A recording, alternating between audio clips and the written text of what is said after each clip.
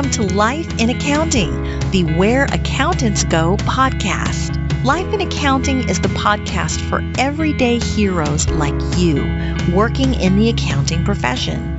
Are you ready to hear from accounting influencers, thought leaders, visionaries, and other professionals leading change in the accounting world? Then stay tuned for Mark Goldman, a CPA, the owner of Where Accountants Go, and your host. Welcome to Life in Accounting. It's funny, I don't remember where I was, maybe Yosemite. It was someplace like that where I had to drive to the top of the mountain so that I get enough cell signal to get like 2 bars to be able to log into my Wi-Fi and get like an expense report paid for somebody that had to have it tomorrow to go on a trip or something like that.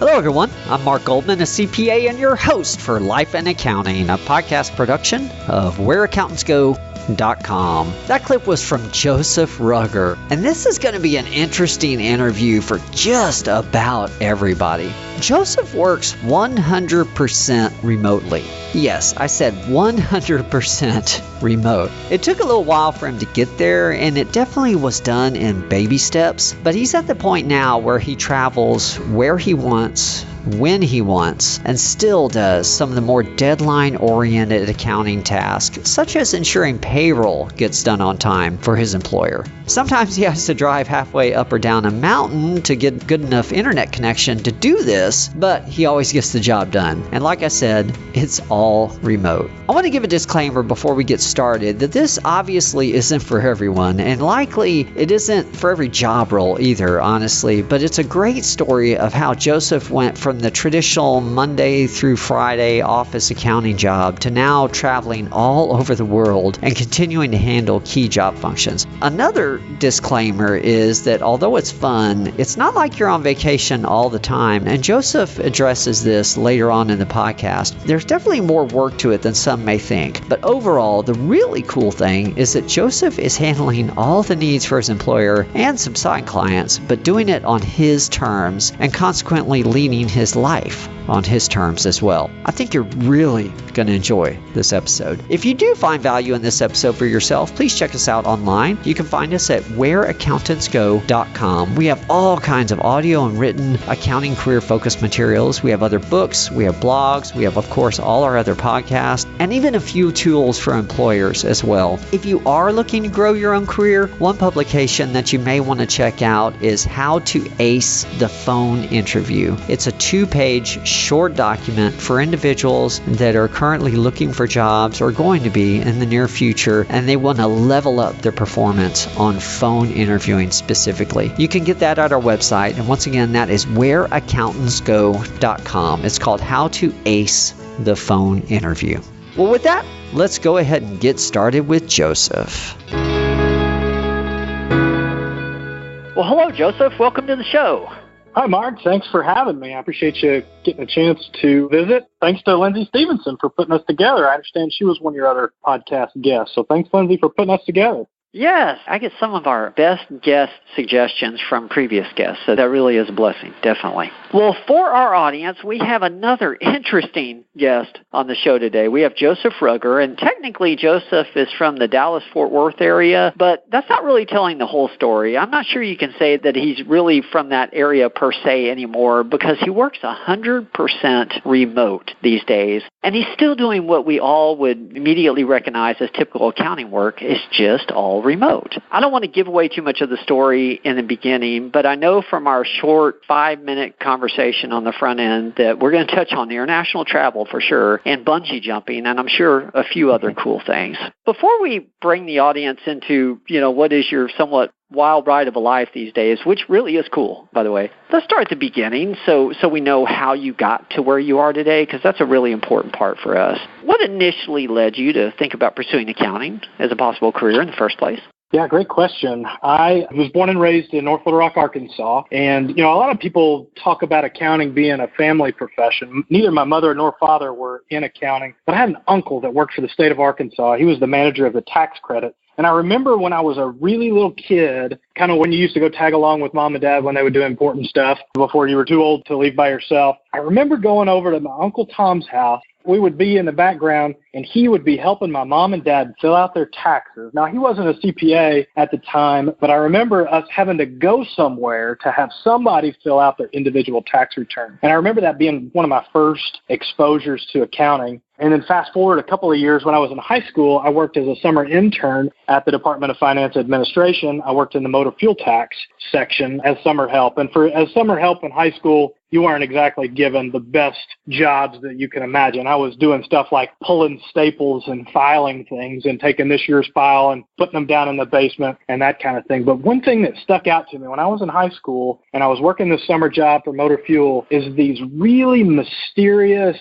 people would show up about once a month, and they were all suited up and they looked really sharp and they didn't say anything. And I wondered who these people were. They were going through our files.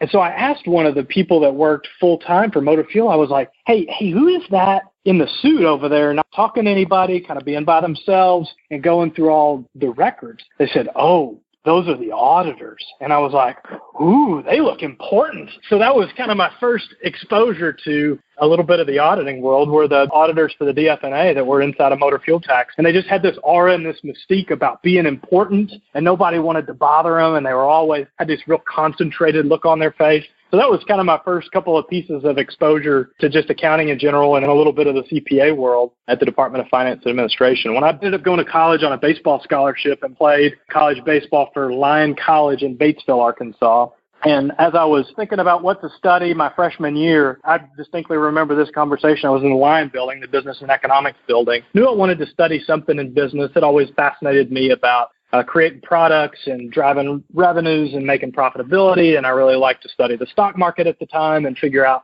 how to make money in the stock market. I love the ideas of compound interest. So I knew I wanted to do something in the business world. And one of the older baseball players and I, we were talking before practice one day at the business building. And he said, you're a freshman this year. This was circa 1999, 2000. He said that the job growth and the job possibilities for accountants and CPAs is expected to go significantly higher in the next 5 to 10 years. So I was good at math and good with numbers and got a chance to take my first accounting class not until my sophomore year. That was the first seed that was planted in my mind of, hey, this might actually be something that is good to study and would be worthwhile to form a career in. If this older baseball player says so, it's got to be true, right? The upperclassman tells you something. They've got more years of experience and more wisdom. So, of course, that's where I wanted to go. So that's how I ended up getting into studying accounting at Lyon. That's too cool. I'm glad it was accounting that he suggested. Who knows what he may have suggested. I get to hang out with him and his family in North Carolina a couple of months back, and I said, do you remember, Luke, that time we were in he was like, I totally don't remember that at all. I said, that was what got me on the path to study accounting. Accounting and economics was his recommendation. He said accounting for the practical side of it, economics to understand the whole big picture of what goes on and how capital markets work.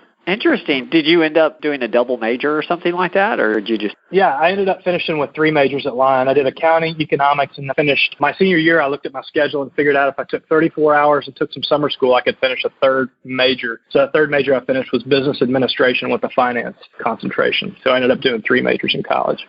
Interesting. Okay. So which direction did you go in the beginning? What was your first job like, or your first few jobs like? Great question. So my first job out of college, I always like to tell people this, Mark. My first job out of college, I went to work for my collegiate fraternity. So my job was to travel the country and hang out with college kids. That was my first professional gig. Now, as you can imagine, Mark, it was a rough job, but somebody had to do it. So that somebody might as well have been me. So that was my first job, and I really enjoyed that. I got a chance to do about 65 campus visits, traveled almost coast to coast, working for my fraternity, and taught a Dale Carnegie sales class on how to recruit new members. I helped them out with their chapter finances, did some just good work, and met with the campus reps and all that stuff. And my salary, I always like to tell people this, my salary at the time for this job was $17,000 a year. Woo. And I figured out after about a year of doing this that I was too smart to not make any money. So I did that for a year, and after that ended up enrolling in graduate school full-time. That job was in Indianapolis, Indiana. I enrolled in graduate school full-time and did a master's in professional accounting at IU, the Kelley School of Business on their Indianapolis campus. Did that, and through the course of that work, on campus, got a chance to do a couple of different internships, and then landed my first, what you would call big boy, big girl job. I ended up working for a regional accounting firm out of Indianapolis, Indiana, and worked there for about 2 years. Okay. I have to ask this because we're going to get to the remote work and stuff, and now I didn't know about this fraternity job, traveling the world. It's good you took one for the team there, by the way. Thanks for doing that. Somebody had to do it, That's right. When did you end up becoming a CPA? Did you put it off for a while? Or? No, I didn't. I actually ended up going to grad school, and while I was in grad school, I started figuring out about the CPA license and the CPA exam and those kinds of things. And everybody that I talked to basically said the same thing. It was, get this exam done sooner rather than later. The further you are out of school, the more difficult it's going to be for you to study and to make time, especially if you get married and have kids and you've got this big exam to study for. The sooner that you can get this done, the better. So after I finished graduate school, I had my 150 hours in order to sit for the exam, and I sat for the exam in the state of Indiana. So I took the Becker CPA review class and ended up taking the exam over the course of, I don't know, whatever it was, 9-10 months, something like that. And I was one of the first cohorts, I guess you could call it, to go through the computerized exam. They just moved, I think it was a year prior, was the last paper and pencil exam. So we got to study for one section at a time. And a lot of people ask me about how difficult the CPA exam was. When I get a chance to talk to students now, they're like, man, we hear that test is so hard and the failure rate's so high. Did you find it to be difficult? And I tell them the same thing every time. I tell them it was the easiest test I've ever taken in my entire life. And they look at me cross-eyed and they say, what? And I said, look, I treated this as if it were the most important test I would ever take in my entire life. And I studied for 3 hours, 2 hours a night, 5-6 days a week for a solid year. I treated it as if my career depended on it. And whenever you take something as serious as that and put that much energy and effort and concentrated focus into something, by the time it was time to take the exam, it just seemed easy because I'd been prepping and I'd taken the review course and I was doing all the homework and I was making sure that I did every single thing that I was possibly asked to do. If they said, do these for extra credit in the class, I did them. If I got them wrong, I redid them. I treated it like it was the most important exam I ever took, and it was easy at the end of it. Interesting. So you wouldn't know this yet. I swear to the audience, this isn't a plant because the episode hasn't come out as of the time you and I are recording this. But by the time your show comes out, this will have come out. We interviewed Tim Garrity from Becker, the national lead instructor. Oh, really? For those guys. Yeah, so that's... Well, tell Tim his Becker class was awesome. I'm sure there are other great classes that are out there. But Tim, and I remember there was another guy named Peter that was from New York and had this really crazy accent when he would talk. I think that was his name. It's been 20 years ago now, but from Peter New York Olento. Or New Jersey. Yeah, Olento. Yeah. Thank you. Wow, too cool. Well, take us through, I guess, your first few years as an accountant, because I know something happened in your career or life where you started to get an itch to try some different things, because I saw something about a radio show, and then you taught some college courses. So take us through those first few years and how your career sort of progressed. Yeah, sure. So I spent about 2 years working in public accounting in Indianapolis, Indiana, and my accounting firm was a regional firm. They had fantastic folks that were there. It just wasn't the place for me and wasn't right for me. I like to tell people it was about 99% on me and 1% just because it was public accounting. I was from the South originally, so living in Indianapolis, Indiana, I distinctly remember scraping ice off my windshield well into May. All my friends back home were at the lake and hanging out at poolside, and I was scraping ice off my windshield in May. And a college friend of mine called me and he said, hey, my parents' business, they worked in prosthetics, my parents' business has a CPA on staff. Who's our controller. She just told us that she is interested in leaving. Do you have any interest in coming to interview for the position? I said, absolutely do. Again, I was scraping ice off my windshield in May, working Saturdays during busy season, and just really, it wasn't a great fit for me. God bless you guys and gals that are out there as auditors. I was just not put on this planet to be an auditor. I can appreciate the work. I just wasn't good at it. God bless the people that had to work with me and that were my seniors and managers on my jobs. Those kind souls were just as wonderful as they could be to me. But anyway, so I ended up moving back to Arkansas and worked in corporate for a number of years, and I'm still on staff with JP&O, Jonesboro Prosthetic and Orthotic Lab. So I got a chance to do a bunch of different things inside of JP&O. When I first got there, we were still paper mailing health insurance claim forms out, and I moved everybody to electronic, and we moved, instead of getting paid via check in the mail, we were moving to electronic funds transfer, and they had just evolved over the years in their clinical aspects, but some of their administrative processes needed kind of an upstart, a new fresh look at things. that was where I really started and where the rubber hit the road at JP&O. And I got a chance to just do some networking and talk to some different folks. I got this idea of understanding how to take calculated risks. And a calculated risk is something where you sit back and you think about what's the worst possible thing that could happen. And then what are some things that are most likely to happen? And you get a chance to experiment just a little bit. So I think it was 1 August, 2 weeks before the semester started, my college professor at Lyon, my accounting professor, Dr. McNamee, he called again 2 weeks before the semester started. And he said, Joseph, he said, we are in a pickle, in a bind. I really need somebody to come in and teach Principles of Accounting 1. I can talk you through a bunch of the different pieces. You can look at my syllabus. You can look at my past tests. We have all these resources, all this different stuff.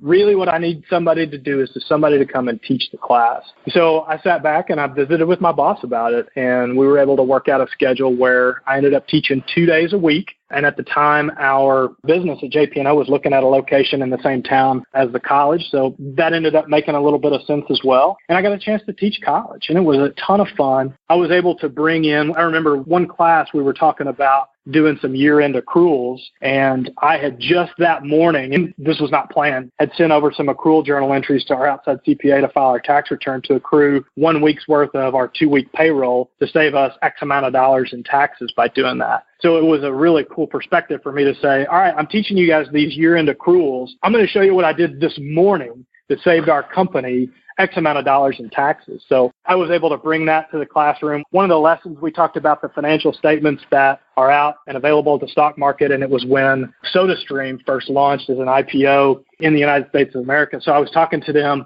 about, how do you evaluate cash flows and how do you evaluate the investment? And I was talking about some of the non-financial aspects. I'm like, well, let me explain this product of SodaStream to you. Do you think it'll take off in the U.S.? Is this something that we think people are going to do? So we were able to kind of talk through whether or not it was a good investment or not and tie that back to Principles of Accounting 1, understanding how financial statements work. So I got a chance to have some fun with that. Going back to the idea of it being a calculated risk, it was only a couple of months long. It was only a couple of days a week. And, my boss knew my work well enough at the time to know that I was going to get the job done no matter what. JP&O as their controller and eventually their CFO. So it was just a kind of a small calculated risk. The worst thing that could have happened is my boss says, no, I'm not going to let you go for a couple of hours a week. No, I don't think that you can handle this. Call Dr. McNamee back and tell him that you're not going to be able to do this. So that could have happened. The kids could have looked at me and said, you don't know what you're talking about. I was maybe 25 at the time, 24, 25. I was super young, not much older than some of the students, but it was a calculated risk. You mentioned a radio show. When I was living in Little Rock, there's a public radio station called KABF. It's 88.3. It's something where my mother actually had run a bluegrass show. She was a bluegrass DJ. So all volunteer station, all volunteers that run it, public broadcasting, so it's publicly supported. And my mother was running a bluegrass radio show. And at the time, I was really into listening to Dave Ramsey and understanding financials and how to work on kind of your personal finance piece and how to train your behaviors and how to use an envelope system and why you need to save for retirement, all this stuff. And I was talking to my mom and she said, the drive time opened up at KABF on Mondays from 5 to 6 p.m. I said, really? She said, wow. You know what do you think about going to the radio station and pitching this idea of doing a financial talk radio show? And I said, well, that sounds like a great idea. So again, this is a calculated risk. So I went and I met with John Kane, the station manager, and I laid out my plan. And I said, look, I don't have a dog in this fight. I'm not a banker out here trying to sell insurance or mortgages or a credit card company trying to get you to do credit cards or consolidate your loans or a real estate agent trying to tell you to buy a house. I have no dog in this fight. The only thing I want to do is I want to help people. I want to help people understand their money and how it flows. I want to tell them that it's a good idea to save for retirement and you should sign up for direct deposit at your payroll. Here's what a flexible spending account is. Here's the tax benefits of that. So I ended up running a radio show. I had several guests come on. I had my realtor come on to talk about the real estate market in Little Rock and why you should buy a house and what kind of investment that was. I had somebody come on from a payroll company to explain the ins and outs of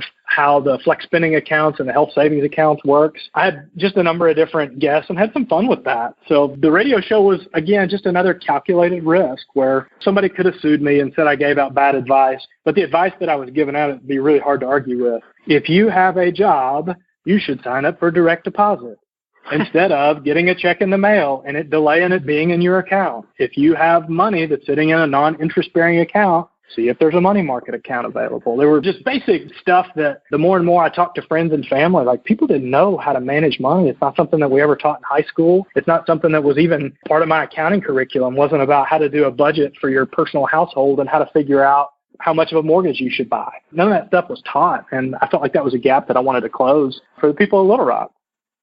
Interesting. I think you hinted at this a little earlier. I think I heard the start of some remote work there for a minute. So how did you go from being out of the office, so to speak, to teach this class a couple days a week to 100% remote? Because I know that's going to interest a lot of people. Yeah, sure. Yeah. How do you make that work?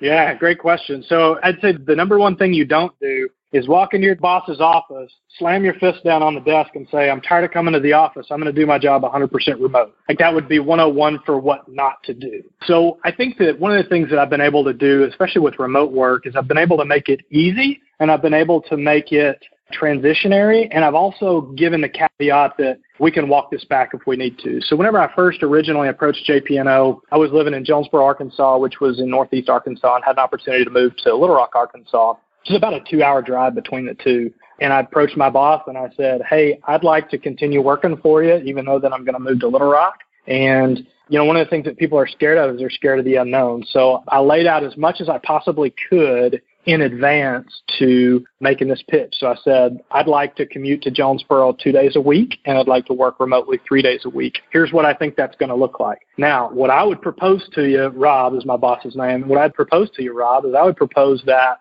we try this out for a couple of months and see if it works. And let's get back together in 60 days and see if you've gotten a chance to feel like I'm still doing the job that you need me to do or not. And if I am, then we'll continue to go along this path. If not, we'll walk it back and we'll figure something else out. I think the big thing with remote work, and I think some of the hesitation, I think a lot of it's gone away in the corporate America, is that, you know, we're used to for so long managing somebody being in a seat. And it didn't matter if you were getting a job done or whether you were efficient or taking more or less than 40 hours a week. As long as we saw you in that seat, we knew that you were at work and you were hopefully working. And I'm sure that people are listening to this and they're just giggling because that's not managing at all. And what remote work forces you to do is to manage for results. You know, I have a certain number of reports that I spit out every single week. I have a certain number of pieces to the puzzle that I do every 2 weeks with payroll and 401k deposits. So whenever you can line out the expectations and make sure that the expectations are aligned, these are the things that I'm going to do for you. Here's what that's going to look like. And then also, if this doesn't work out, give us 60 days. Let's try it out. Let's walk it back. I'm sure you've probably read, Mark, listening to you talk about books. I'm sure you've read The 4-Hour Work Week. But Tim Ferriss lays all that out in The 4-Hour Work Week about how to get remote work done and how to start small and start with some experimentation and figure out what works and figuring out how to consolidate your work and come up with the best ways of getting work done in as quick amount of time remotely as possible. I used Tim Ferriss's playbook. It was fantastic and worked to the T. So I started out just working a couple of days a week remotely. So that's kind of how I first introduced the concept. It was basically, I'm going to get these things done for you, and I'm going to continue to innovate. I'm going to continue to find ways to better efficiently get things done. I'm going to continue to do all of these things, whether I'm in a chair or not. At the time, he and I didn't even work in the same building. We worked in 2 different buildings across town. So he couldn't even tell if I was at the office or not. Unless somebody picked up the phone and said, hey, Joseph's not at work today. Interesting. At what point did both of you become comfortable enough for you to be taking international trips and getting into different time zones? And I would assume that may make you a little less accessible, or I don't know. When did all that happen? Was that a pretty quick evolution, or is that taken a few years? Or? Yeah, that took a long time to be able to get to that point. And really it boils down to, does he trust that I'm going to be able to get the job done, whether I'm in Argentina or Honduras, which are 2 trips that I took this year. And I'll tell you some fun stories about working from those places. Or whether I was in Europe, I did a month-long backpacking trip across Europe and lugged my laptop everywhere around so that I could make sure and get payroll done. For some reason, the people at JP&O didn't want to skip paychecks just because I was traveling through Europe. So I think that trust is a big piece of it. I heard somebody say one time that trust is earned in teaspoons and it's lost in buckets. And as long as you continue to do the things, I mean, we've never bounced a check at JP&O. We've never run out of cash or run out of money or, not been able to do that. Our employees have never missed payroll because I was off in some wild, crazy adventure. It's just one of those things that over time I was able to build up enough trust and being able to work remotely. So anyway, yeah, I had some changes in my personal life. I think it was 2014, 15, and ended up moving back to Jonesboro. I got a chance to really hone in on what it is that I wanted to do, and I got a chance to do some stuff that was a little bit outside of my comfort zone. I have a buddy of mine, Tanner, that invited me out, and we got a chance to do some kayaking on the Nantahala River, and if you want, I can tell you a story about that. But I got a chance to really figure out, being chained to a desk for 40 hours a week or 50 hours a week or 60 hours a week, being tied down to this one specific location was just not really what I wanted to do with my life. Whenever you live in a place like Jonesboro, Arkansas, and you get 2 weeks of vacation a year or 3 weeks or 4 weeks, 2 weeks of vacation a year, and you want to go visit Glacier National Park in Montana, it's pretty much going to take all of your vacation time by the time you get up there, enjoy yourself, have some fun, and then get all the way back home. So at the end of 2015, I sat down with my boss, Rob, and I said, look, I'd like to scale my job back significantly. I'd like to cut out about 75% of what I do, the day-to-day management of the business. And I've been grooming some leaders inside the company that are now just fantastic leaders for the company. But I'd like to cut out this day-to-day management of the job. I'd like to continue to do this 25%, cut out this 75% and do this 25%. And by the way, you can cut out 75% of my pay. And I ended up moving completely remote. And I did kind of some Tim Ferriss kind of stuff. I put all my stuff in storage and decided to travel the world. Did that for about a year and a half. Got a chance to visit, I think, 11 different countries over the course of that. I got a chance to visit all of the states in the United States. I've now been to all 50 states. I ended up seeing 42 national parks along the way, stayed with friends and family along the way, and did lots of camping, did hotel, hostel, Airbnbs. Spent the month of January 2016 backpacking across Europe, getting a chance to see Spain and to see Monaco and Vatican City and Italy, and ended up going to France and just had a big time. Went to Croatia and Slovenia and spent some time in Eastern Europe, which was super cool as well. But anyway, so I just got to the point where I just said, here are the things that I'm going to do. People hate uncertainty. So if you say, well, I'm thinking about moving this thing and, what do you think? Their immediate thought's going to be to go to fear and to go to uncertainty. So I was able to close a big portion of that gap by laying it all out. I even wrote it all down and put it on a piece of paper for him to take home and think about. And, over the course of our 10-year working relationship at that point, he knew that I was going to get the job done. He knew that this 25% that I said that I was going to do was going to get done. It was going to get done with excellence in a way that wasn't going to cause him any hiccups. It was on him to decide whether he wanted me to do that or not. And we ended up working it out. So anyway, I've been 100% remote with JP&O for almost 3 years now, since 2016. Wow. And you mentioned running payroll earlier, so some of that 25% of your job that you kept is still deadline oriented. You have, yeah. Okay. Wow. Okay. I was actually up in Banff and Jasper National Parks up in Canada working off of a Wi-Fi, and I ended up having to do a payroll company conversion while I was up there. It was a major pain in the rear. I ended up cutting about 8 hours of what I was planning on doing some hiking or whatever with my buddies up there. I ended up having to spend about 8 hours getting this payroll transition done so that, 1 week they were paid by, XYZ payroll company, and the next week they were paid by the other. Not something I was planning on happening, because I certainly wouldn't have scheduled that for the time that I was in a remote part of Canada, Banff and Jasper, that I was able to do that. One of the things I was provided with to help me with my remote work was one of those Wi-Fi Anywhere hotspots, not through a cell phone, but it looks like a cell phone. It has a cell phone number attached to it. When worse comes to worse, I can't hop on Wi-Fi, I can't launch the VPN. I've always got a way to get online. And as you well know, in the CPA world, if we can get online, we can get hooked into the network and we can do anything that we possibly need to do. That's right. So thinking about like the last couple months, what's a typical week like for you? Yeah. How are you spending your time? I no longer have stuff in storage. I actually have a place to hang my clothes. It's in Frisco, Texas. So a normal week, if I'm not traveling, not doing anything, is probably pretty typical to most folks. Get up, get ready for work. One of the things that I read a long time ago about doing remote work and doing work from home is to make sure that you go through the same routine that you would if you were going to the office. So get up, take a shower, put on dress clothes, and be mentally plugged in to work as if you're going to work. So that has a couple of different things. Psychologically, whenever you just kind of roll out of bed, your hair's sticking up, and you wear your PJs, you're not going to bring the same level of professionalism as what this article was saying that I read. And I would say that there's definitely some truth to that. So definitely do that. I get a chance to have a lot of flexibility with my schedule. So, I do my best to schedule calls. I don't like to, this call that you and I had was a scheduled call. You didn't just randomly pick up the phone and call me one day. So most of the people in the business world can appreciate scheduling phone calls and conference calls. Gives you a chance to prepare for it, to think about what might need to be discussed through the call, maybe trade emails back and forth for attachments that we can discuss. It's a pretty typical week whenever I'm not traveling, whenever I'm at the house. But being remote, I have some opportunities that open up that are pretty exciting. My sister lives just right up the road. She lives about 10 minutes up the road in North Texas. And she texted me last night and she said, hey, I'm thinking about taking Grayson, her son, my nephew, who's a year and a half, to the park by your house tomorrow about 10 a.m. Do you want to meet us over there? So rather than taking a lunch from 12 to 1 and going and eating out somewhere, I ended up taking my lunch hour at 10 a.m. and meeting them over at the park, and ended up just kind of hanging out at this really nice park, Centennial Park, that's really close to my house. And I got to play with my nephew. If I had commuted 45 minutes across town to an office and was in an office building, that's just not something that's conducive to being able to say, hey, why don't you meet us over at the park that's right down the road from your house?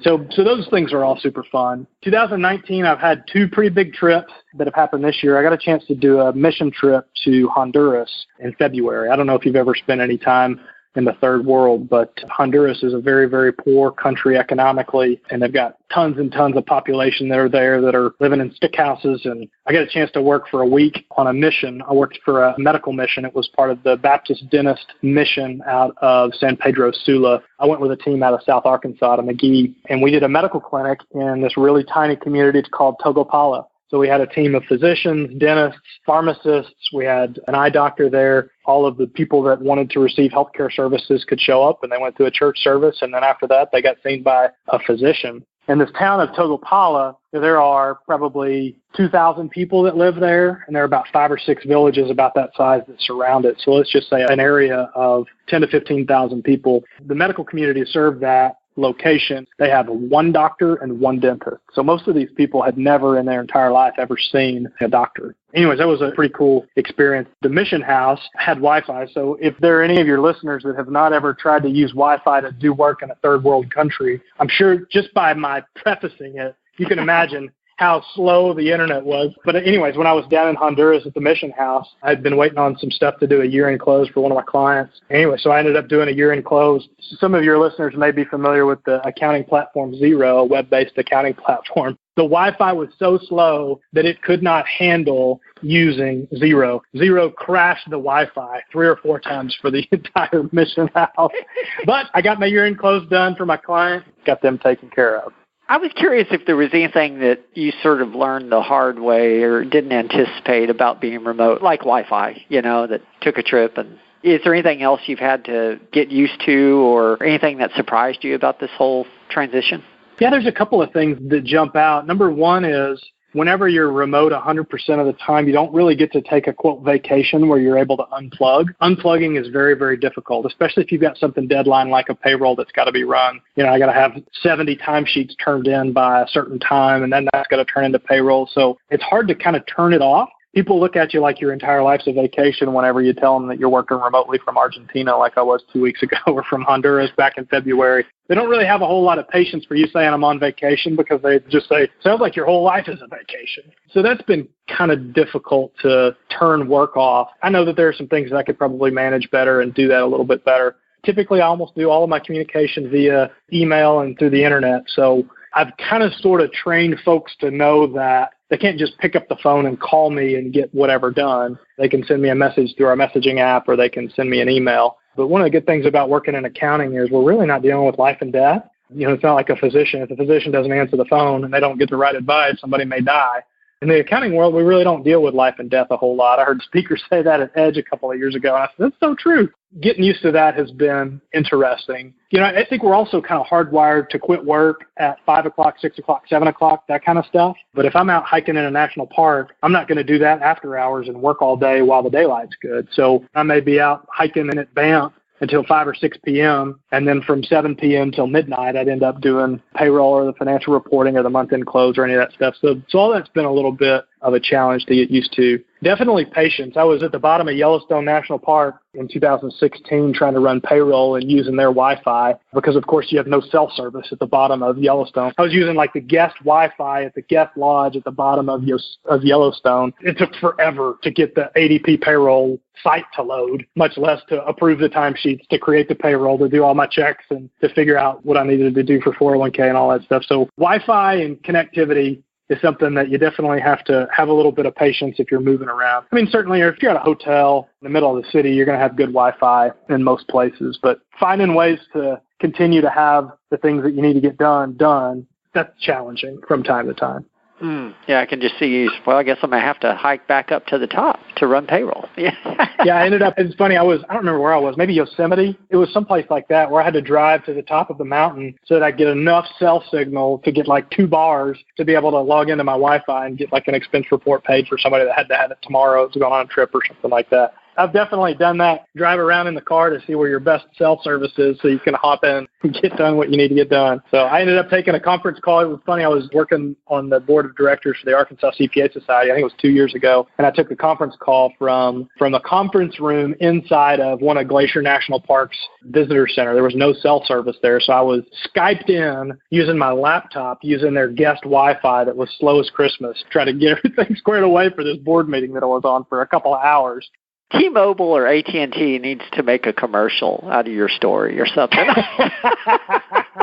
I'd be willing to talk to him about that. That'd be big fun stuff. So can you hear me now? At the bottom of Yellowstone, probably not. That's funny. Before we get to the final question, there's one more thing I try to add into most of the podcast, and I definitely want to ask you, if you could go back in time and give your younger self just one piece of critical advice based on what you know now, what do you think that would be?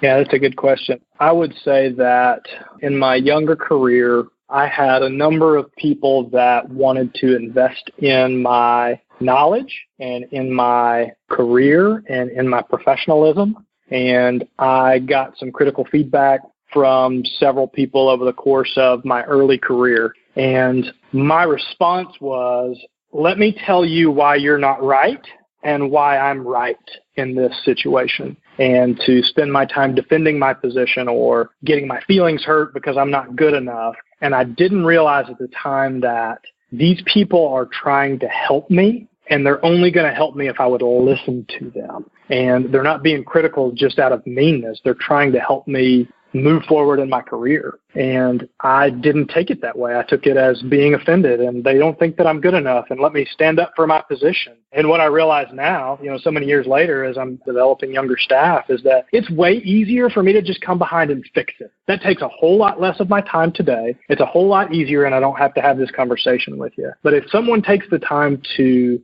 walk you through a problem, show you why the mistake that you made, how to think through it differently next time, rather than get offended, Joseph, you younger self, you need to just sit back and learn and appreciate that they're taking the time to give you some critical feedback. And the only thing they want to do is help you get better. I didn't realize that at the time. That's definitely something I would go back and tell myself.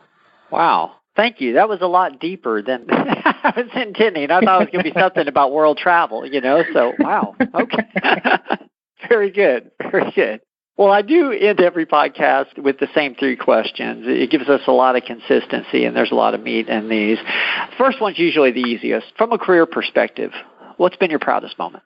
I would say that in 2013, I applied for and was accepted into the AICPA's Leadership Academy program, an elite program that pulls 38 young professionals that are CPAs from across the country between the ages of 25 and 35. And I got a chance to really dig deep and appreciate where I was and learn a lot about myself and about where I was going, both from a personal perspective and from a career perspective. I got a chance to meet Barry Melanson and Rich Caterano, and I got a chance to graduate from AICPA's Leadership Academy in 2013, which really catapulted my network, catapulted my opportunity. I've gotten a chance to speak in like 15 different states at different state CPA societies and AICPA events. That whole process of just getting selected and graduating from the AICPA Leadership Academy definitely was my proudest moment. Interesting. I didn't know about the speaking circuit also. That's whole other story within a story, that's for sure.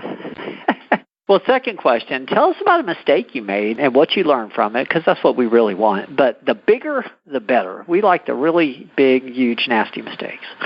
Yeah, sure. Well, I got a chance to do a lot of different pieces inside of my career. One of the things that I do, as I just mentioned, was I do a ton of professional speaking, and I do a class on negotiations, how to do basic negotiations. And it's based off the book, Getting to Yes, How to Negotiate Agreement Without Giving In, just the classic how to negotiate. One of the principles that I talk about is to separate the people from the problem. And whenever you have human beings involved, you have emotions, you have different backgrounds, different ethnicities, different ways that you were raised, different, religions and philosophies and all of this different stuff. Anyways, I was working on an acquisition earlier in my career. And anyway, so we had somebody call us and said, hey, this guy wants to sell his practice. Are you guys interested? So he said, yeah, sure, we're interested. The first thing they asked us to sign, of course, was a non-disclosure agreement. And not without getting too much into the details of what all transpired, but I clued in another one of our staff members that we had an acquisition on the table. And the staff member did something that was detrimental to this other guy's business, completely unintentionally, not exactly the way that we thought it was going to go. But anyways, basically tipped the hand that this business was for sale. Their employee quit, left them in a really, really tough situation. So I think that was probably, looking back, one of my biggest mistakes was violating an NDA. And really what I feel like put my employer in a really, really tough spot. We certainly could have been sued. We could have done any number of things. And we worked with this negotiator. Of course, the other side was really upset. We violated the NDA. I was upset because I thought we were going to get sued and we were going to lose our whole business. And of course, I had this very, very dark picture painted in my mind of how things were going to go. And this negotiator got us all on the phone after all of this had transpired. And he said, why don't we just take these other people out of it? Let's just take these people out of it and let's look at what we've got going on. This guy wants to sell. You guys want to own the market. Let's focus on the problem and not on the individual people. So that definitely was a couple of dark days for me as I was trying to figure out. I had in my mind I was going to get fired. We were going to get sued. We were going to lose everything that we'd worked so hard to build over all these years.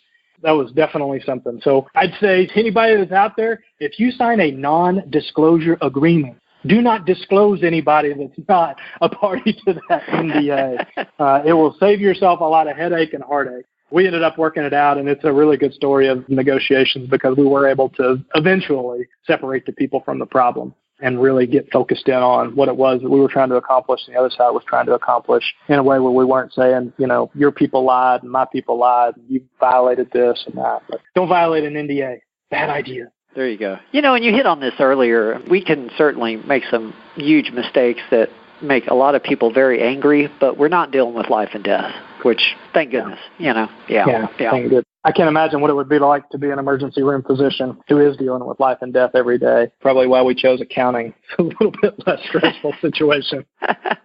And there's the whole fainting at the sight of blood thing, but that's... Yeah, there you go.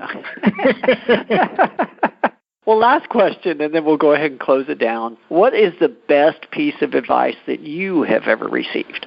I don't know that I'd say that it was something that I received directly, but I'm a big reader. I've mentioned books and every time I get a chance to speak. One of my favorite authors was a motivational speaker from the 80s. His name was Zig Ziglar. I don't know if, Mark, you've ever read any Zig Ziglar or familiar with his work. But Zig Ziglar, he was a motivational speaker and leadership author from Yazoo City, Mississippi. He had a big southern drawl being from Yazoo City, Mississippi. One of his most famous quotes is something that I've taken to heart quite a bit over the course of my career, and I'd call it the best piece of advice I ever received, even though he didn't call me on the phone and tell me. But Zig says that you can have anything in life you want if you help enough other people get what they want. And that has been instrumental. I think that gets to the topic of servant leadership. That gets to the topic of helping people, really just getting a chance to serve our fellow human beings and help make the world a better place. And whenever you do that, when you have a servant's mentality, you'll be able to get anything that you want if you help enough other people get what they want. Wow. I should have an award for this because I don't think anyone has ever finished the show with a quote from Zig Ziglar. I mean, that adds a new level of class for us. Zig was born to win. I love Zig Ziglar. Go to your library, check out his audiobooks. You'll love them. There you go. Well, that really is wonderful to end this on. For the audience, this has been Life in Accounting, a podcast production of whereaccountantsgo.com. If you haven't visited our website, please do so. We're going to have the show notes for Joseph's episode here. We have the show notes for all our episodes. We're going to have links as well to the books that he's mentioned because I want to make sure that we make those easy for you guys to find. You can find all that at www.whereaccountantsgo.com. Proudest.com. On that note, Joseph, are there any final thoughts you'd like to leave with the listening audience? I think one of the things that I would leave is don't be afraid to fail. Figure out a way to take calculated risks and figure out what you're interested in, and you'll be amazed at the different things that you'll be able to accomplish. Help enough other people get what they want, you'll be able to get what you want, and don't be afraid to fail. Take small calculated risks. Beautiful. Well, thank you again to the audience for joining us. We will see everyone next week. There's more to come.